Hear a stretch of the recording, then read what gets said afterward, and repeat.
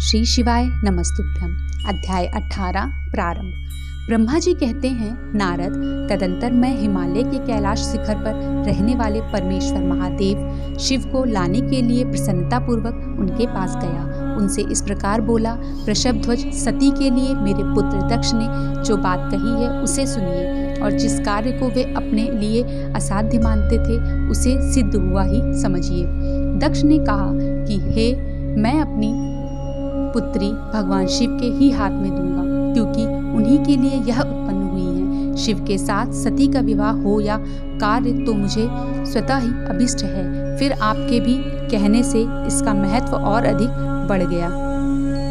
मेरी पुत्री ने स्वयं ही इसी उद्देश्य से भगवान शिव की आराधना की है, और इस समय शिव जी भी मुझसे इसी के विषय में अन्वेषण कर रहे हैं। इसलिए मुझे अपनी कन्या अवश्य ही भगवान शिव के हाथों में देनी है। विधाता वे भगवान शंकर शंभु लग्न और शुभ मुहूर्त में यहाँ पधारे। उस समय मैं उन्हें शिक्षा के तौर पर अपनी यह पुत्री दे दूंगा। वृषभध्वज, मुझसे दक्ष ऐसी बात कही, अतः आप शुभ मुहूर्त में उनके घर चलिए और सती को ले आइए। मुनि, मेरी यह बात सुनकर भक्त वत्सल रुद्र लौकिक गति का आश्रय ले हंसते हुए मुझसे बोले, संसार की सृष्टि करने वाले ब्रह्मा जी, मैं तुम्हारे और नारद के साथ ही दक्ष के घर चलूंगा।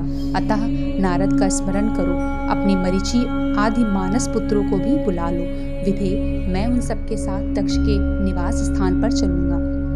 मेरे पार्षद भी मेरे साथ रहेंगे।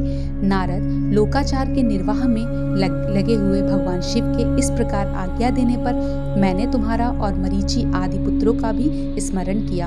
मेरे याद करते ही तुम्हारे साथ मेरे सभी मानस पुत्र मन में आदर की भावना लिए शीघ्र ही वहां आ पहुंचे। उस समय तुम सब लोग हर्ष से उत्फुल्ल हो रहे थे। फिर रुद्र के स्मरण करने पर शिव भक्त के सम्राट भगवान विष्णु भी अपने सैनिकों तथा कमला देवी के साथ गरुड़ पर आरूढ़ हो तत्तुरंत वहां आ गए। तदंतर चैत्र मास के शुक्ल पक्ष की त्रयोदशी तिथि में रविवार को पूर्वी फाल्गुनी नक्षत्र में मुझ ब्रह्मा और विष्णु आदि समस्त देवताओं के साथ महेश्वर ने विवाह के लिए यात्रा की। मार्ग में उन देवताओं और ऋषियों के साथ यात्रा करते हुए भगवान शंकर बड़ी शोभा पा रहे थे। वहां जाते हुए देवताओं, मुनियों तथा आनंद मग्न मन वाले प्रथम गणों का रास्ते में बड़ा उत्सव हो रहा था।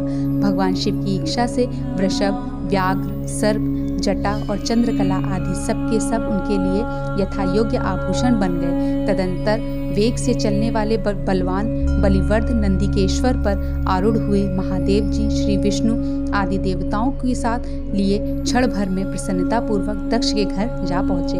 वहां विनीत चित्त वाले प्रजापति दक्ष समस्त आत्मीय जनों के साथ भगवान शिव की अगवानी के लिए उनके सामने आए। उस समय उनके समस्त अंगों में हर्षजनित रोमांच हो आया था। स्वयं दक्ष ने अपने द्वार पर आए हुए समस्त देवताओं का सत्कार किया। वे सब लोग सुरश्रेष्ठ शिव की को बिठाकर उनके पार्श्व भाग में स्वयं भी मुनियों के साथ क्रमशः बैठ गए। इसके बाद दक्ष ने मुनियों सहित समस्त देवताओं की परिक्रमा की और उन सब के साथ भगवान शिव को घर के भीतर ले आए। उस समय दक्ष मन में बड़ी प्रसन्नता थी। उन्होंने सर्वेश्वर शिव को उत्तम आसन देकर स्वयं ही विधि पूर्वक उनका पूजन किया। तत्पश्चात श्री विष्णु का, मेरा, ब्रह्मा का, देवताओं का और समस्त शिवगणों का भी यथोचित विधि से उत्तम भक्ति भाव के साथ पूजन किया। इस तरह पूजनीय पुरुषों तथा अन्य लोग सहित उन सब का यथोचित आदर सत्कार करके दक्ष ने मेरे मानस पुत्र मरीचि आदि मुनियों के साथ आवश्यक सलाह की। इसके बाद मेरे पुत्र दक्ष ने मुझ पिता से मेरे चरणों में प्रणाम करके प्रसन्नता पूर्वक कहा, प्रभु आप ही वैवाहिक कार्य कराएं। तब मैं भी हर्ष भरे हृदय से बहुत अच्छा कहकर उठा और वह सारा कार्य कराने लगा। तदंतर ग्रहों के बल से युक्त शुभ लग्न और मुहूर्त में दक्ष ने हर्षपूर्वक अपनी पुत्री सती का हाथ भगवान शंकर के हाथ में दे दिया। उस समय हर्ष से भरे हुए भगवान वृषभध्वज ने भी वैवाहिक विधि से सुंदरी दक्ष कन्या का पाणी ग्रहण किया। फिर मैंने, श्री हरि ने, तुम और अन्य मुनियों ने, देवताओं और प्रथम गणों ने भगवान शिव को प्रणाम किया और सबने नाना प्रकार की स्तुतियां द्वारा उन्हें संतुष्ट किया। उस समय नाच गाने के साथ महान उत्सव मनाया गया। समस्त देवताओं और मुनियों को बड़ा आनंद प्राप्त हुआ।